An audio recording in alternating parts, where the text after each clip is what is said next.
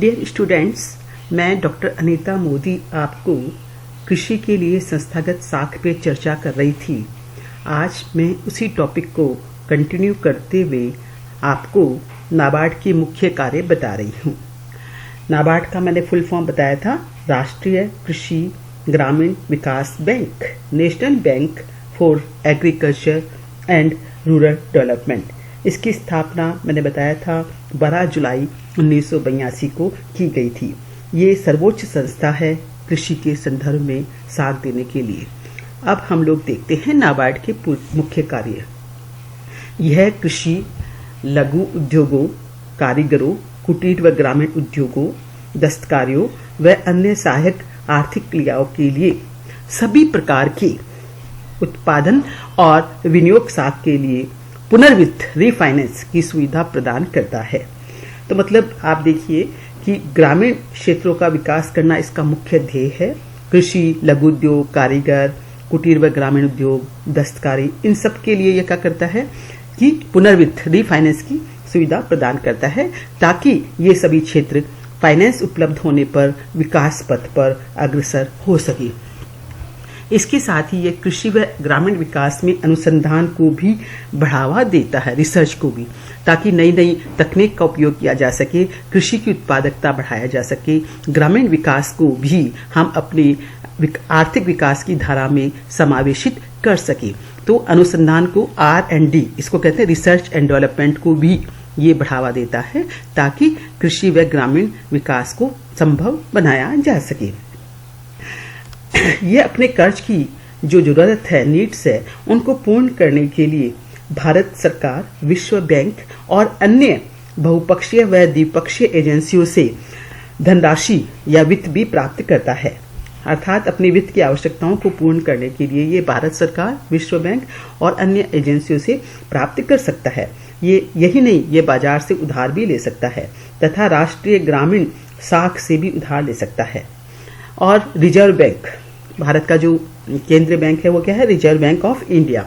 तो reserve bank से भी नाबार्ड को अल्पकालीन कार्यों के लिए उधार मिलता है। तो ये समझ में आया कि अपने कर्ज की आवश्यकताओं को पूरा करने के लिए ये विभिन्न एजेंसियों, यहाँ तक कि रिजर्व बैंक आदि विश्व बैंक से भी उधार ले सकता है। यह नाबार्ड राज्य सहकारी बैंकों, प्रादेशिक ग्रामीण बैंकों व अन्य वित्तीय संस्थानों को अल्पकालीन बताया था मैंने आप लोगों को, जो 15 महीने तक का होता है, मध्यकालीन जो 5 वर्ष का होता है, और दीर्घकालीन जो 5 वर्ष से अधिक अवधि का होता है, साख प्रदान करता है। तो मतलब ये इन सबको तीनों प्रकार के ऋण प्रदान करता है। इसके साथ ही ये राज्य सरकारों को भी 20 वर्ष की अवधि के लिए ऋण प्रदान करता है, ताकि राज्य सरकारें भी प्रत्यक्ष या अप्रत्यक्ष रूप से सहकारी साख समितियों की शेयर पूंजी में अपना अंशदान या योगदान दे सके।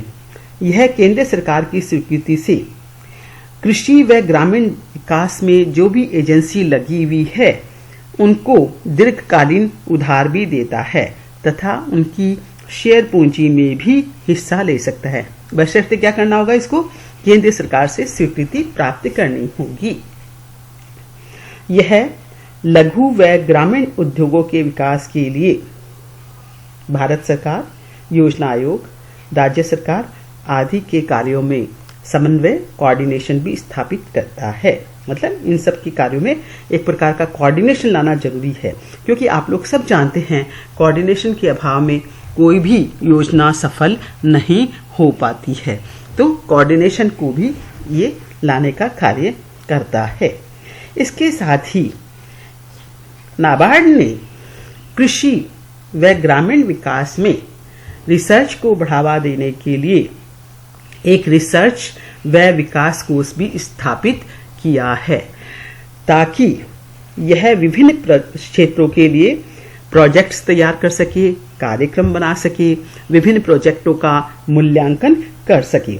तो इसके अंतर्गत एक रिसर्च व विकास कोष भी स्थापित किया गया है, जिसका मुख्य कार्य कृषि व ग्रामीण विकास में रिसर्च यानी अनुसंधान को बढ़ावा देना है, उनके लिए प्रोजेक्ट और कार्यक्रम तैयार करने हैं।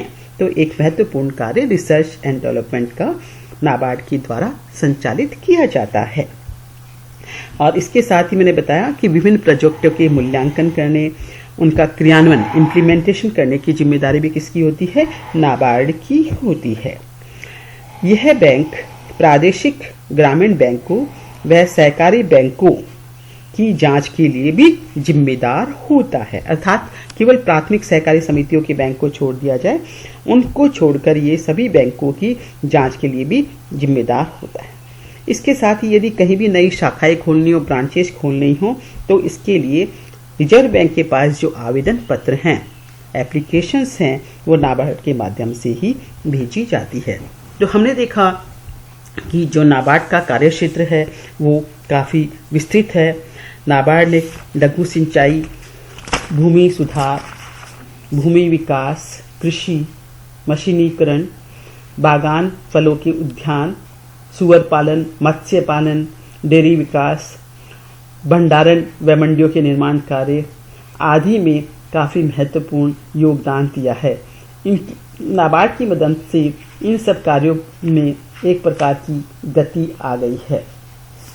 नाबार्ड द्वारा फार्म यंत्रीकरण के लिए सर्वाधिक राशि वितरित की गई, मतलब सबसे फार्म मैकेनाइजेशन के लिए, और सेकंड स्थान पर रही है लघु सिंचाई।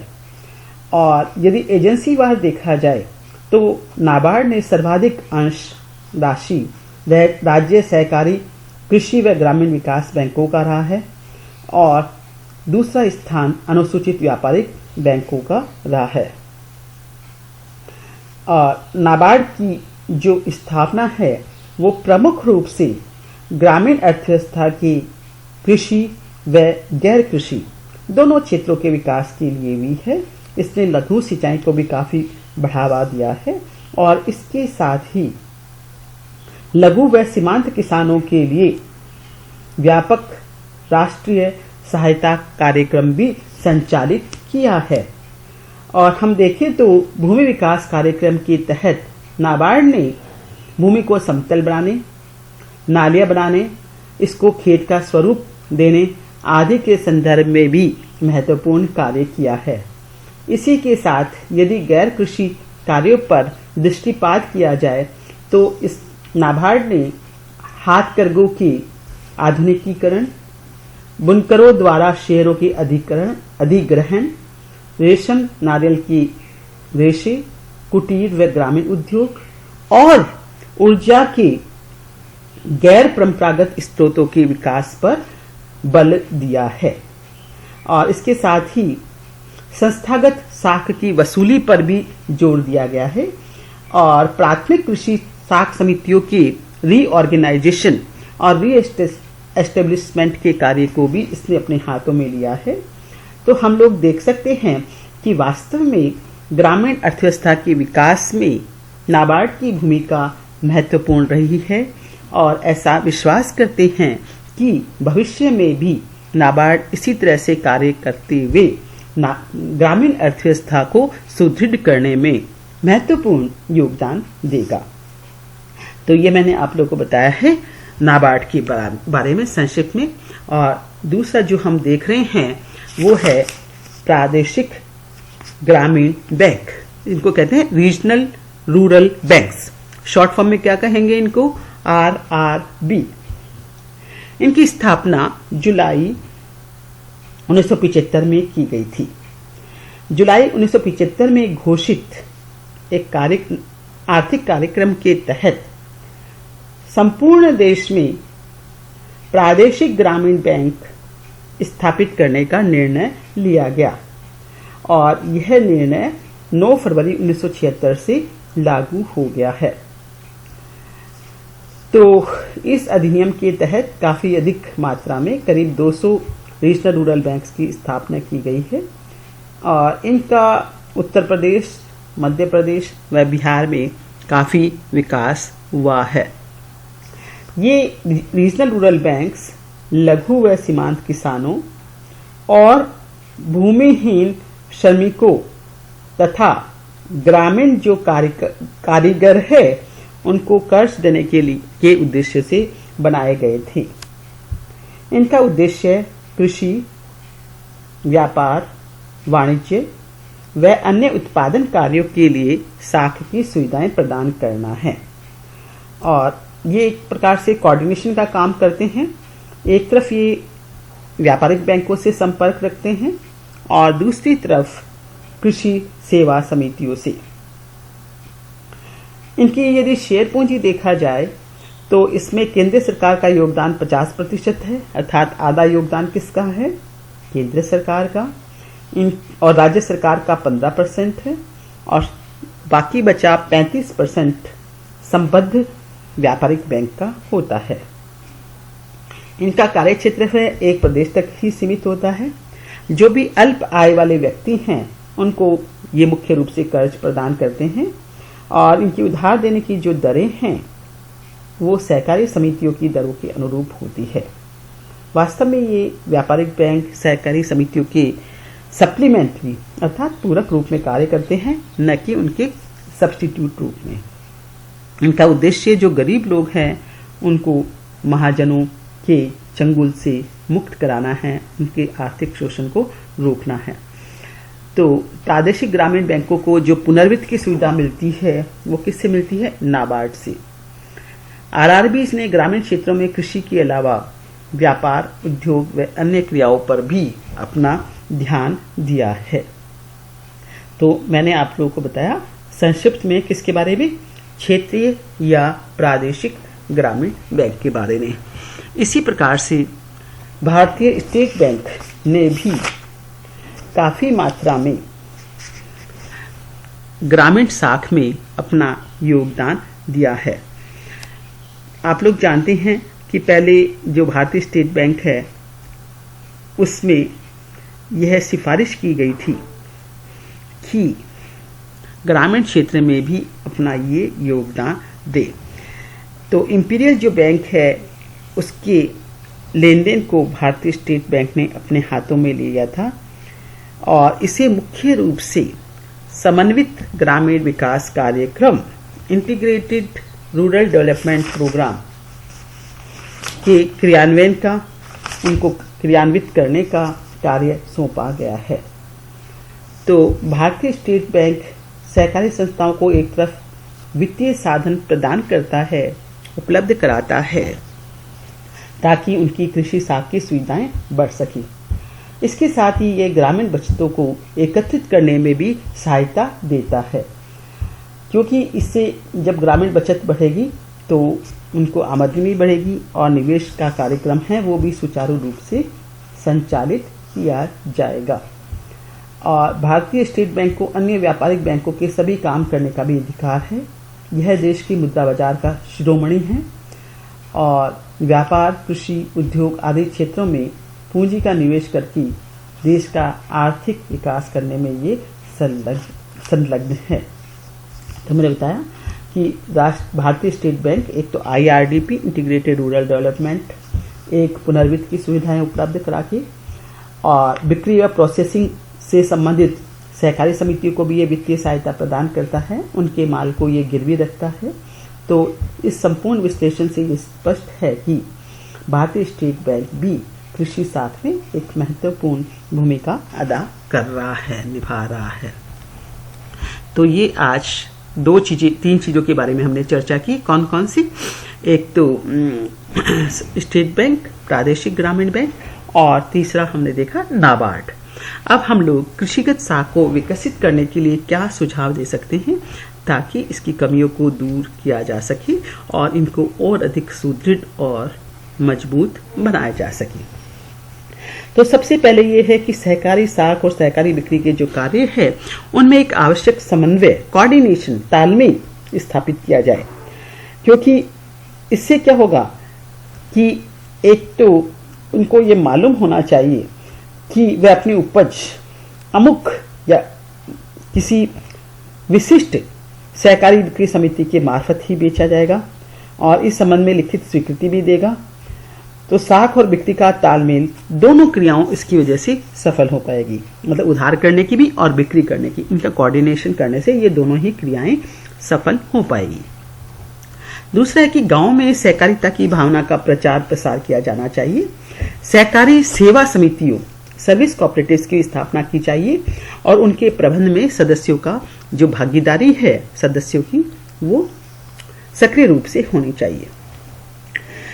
और इसके साथ ये आवश्यक है कि सहकारी साख समितियों के जो पूंजीगत संसाधन हैं उनमें बढ़ोतरी की जानी चाहिए ताकि वे किसानों की साख संबंधी आवश्यकताओं को पूरी करने में महत्वपूर्ण भूमिका निभा सके। व्यापारिक बैंकों को भी कृषिगत साख में विशेष दिलचस्पी दिखानी चाहिए और हमने बैंकों का जो राष्ट्रीयकरण किया है वो इसी दिशा में उठाया गया एक महत्वपूर्ण कदम है। गोदाम जो बनाने का कार्यक्रम है, स्टोर करने का जो पर्पज है, उसको भी तेजी से पूरा करना चाहिए जिससे साख की सुविधाएं बढ़ें। और ऋण है वो वस्तु के रूप में ना देकर ऋण है वो वस्तु के रूप में दिया जाना चाहिए, न कि नगद के रूप में। तभी क्या होगा, ऋण के उपयोग की जो समुचित निगरानी है हो पाएगी। और कृषकों में बचत की आदत को बढ़ाना चाहिए ताकि वे ग्रामीण बचत में अपना योगदान दे सके और ग्रामीण बचत को एकत्रित करने के भी उपाय किए जाने चाहिए। सिंचाई, चकबंदी, भूमि सुधार आदि के एकीकृत कार्यक्रम को लागू किया जाना चाहिए ताकि कृषकों की हित में ये सब कार्य हो सके और उनकी आर्थिक स्थिति में सुधार हो सके। आप लोग सब जानते हैं कि गांव में बेरोजगारी बहुत अधिक मात्रा में है और भारत में तो मुख्य रूप से छिपी हुई बेरोजगारी पाई जाती है। इसलिए ये आवश्यक है कि जो भी ग्रामीण बेरोजगार युवक हैं उनको रोजगार प्रदान किया जाए। तो इसके लिए राष्ट्रीय ग्रामीण रोजगार गारंटी कार्यक्रम पर विशेष जोर दिया जाना चाहिए और इसके लिए हमें पंचायती राज संस्थाओं को भी अधिक मजबूत करना होगा और विकेंद्रित नियोजन की पद्धति में संस्थागत साख की भूमिका बढ़ानी होगी। इससे क्या होगा कि ग्रामीण क्षेत्रों को रोजगार मिलेगा और रोजगार मिलने पर उनकी आमदनी बढ़ेगी और उनके जीवन स्तर में भी सुधार होगा। साख सुविधाओं को अधिक स्वायत्तता भी प्रदान करनी चाहिए ताकि वो अधिक स्वतंत्र रूप से, अधिक ईमानदारी से और अधिक प्रभावी ढंग से काम कर सके। इसके साथ ही सहकारी कर्मचारियों के प्रशिक्षण की व्यवस्था को भी हमें बनाना चाहिए। तो मैंने कुछ सुझाव आपको दिए हैं किसके लिए, ग्रामीण साख को अधिक सुदृढ़ करने के लिए, उनके योगदान में और अधिक बढ़ोतरी करने के लिए। तो बच्चों, आज हमारा कृषिगत साख का जो टॉपिक है वो कंप्लीट हो गया है। धन्यवाद। कल हम लोग औद्योगिक साख के बारे में देखेंगे, औद्योगिक वित्त के बारे में।